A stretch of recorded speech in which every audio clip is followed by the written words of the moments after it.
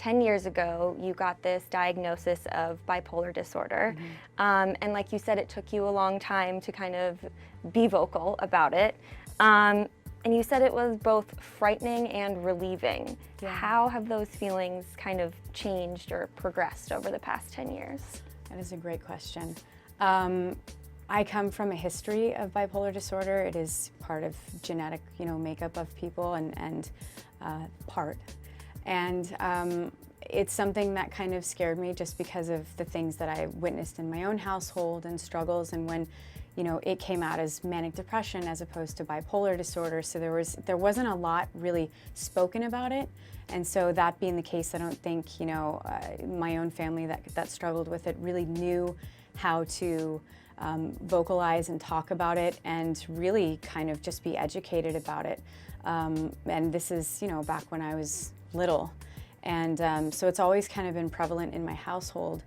And because there was so much struggle and trauma as a kid and as a young adult, it did scare me because I didn't want to fall into the same patterns that I had in my own life. And having kids, at that point I had my 3 by that point. And so it was terrifying because I didn't want to be a disappointment to anybody, to my husband. We've been together for 20 years, so I met him, I was a teenager still.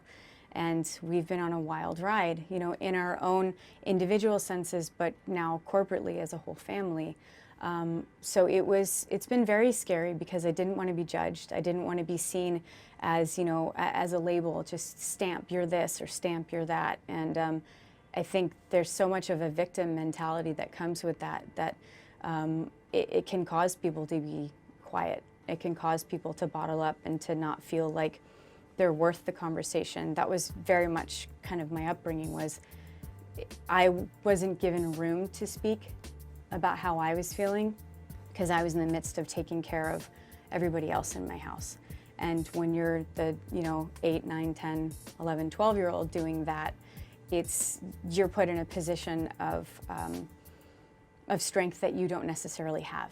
And when I was struggling, it was a matter of, no, you're not the one with the issue. I need you to be my joy. I need you to be my happiness. I need you to be my strength. And that's me at 12 taking the keys to the car and having to figure out how to drive and not really know where I'm going, but just going. And so leading up to that, there is a sense that I went through of failure. Like I said, it's like I didn't want people to see me a certain way. And so I could tap dance really well.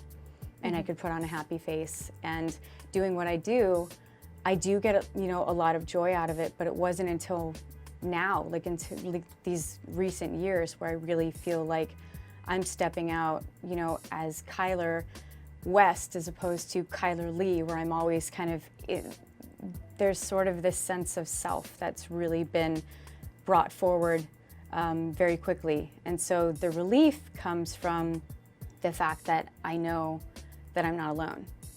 And I know that there are so many people, millions of people, it's like 1 in 5 adults struggle with a mental health issue or living with it and are still dealing with how to kind of manage or even just seek help, not even knowing where to go. And I think we have so many different ways to do that there is a relief that I can kind of just go, okay, it takes the weight off my shoulders. And so you are partnering with Be Vocal. Yes. Can you tell me a little bit about them and why you chose that initiative to partner with? Yeah, Be Vocal is just a collective of really an incredible group of mental health partners and advocates. And I feel like we're coming at it with a very well-rounded sort of approach to be able to speak in a community-based kind of way. That we're making a conversation normalized, that it's okay to talk about these things and it's okay to find different facets to do so.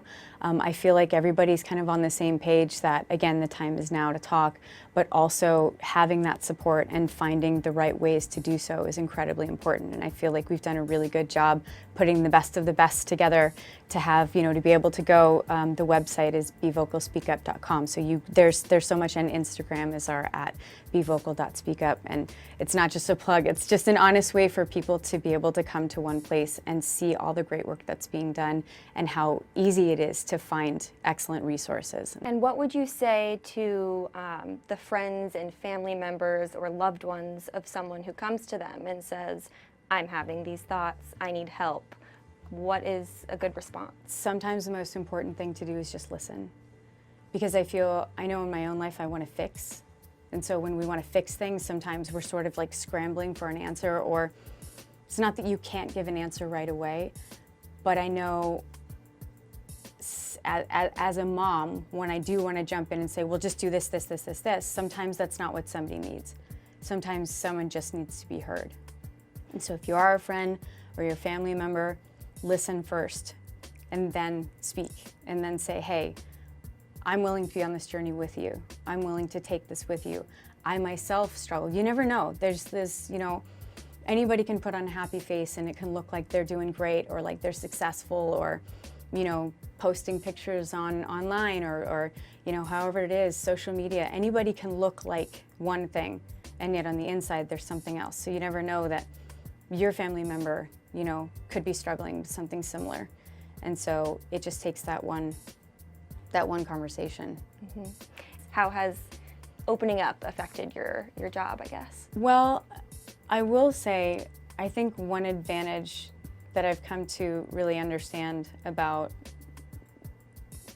my uniqueness is that it's created in me a wellspring of emotion where I have a lot to draw from.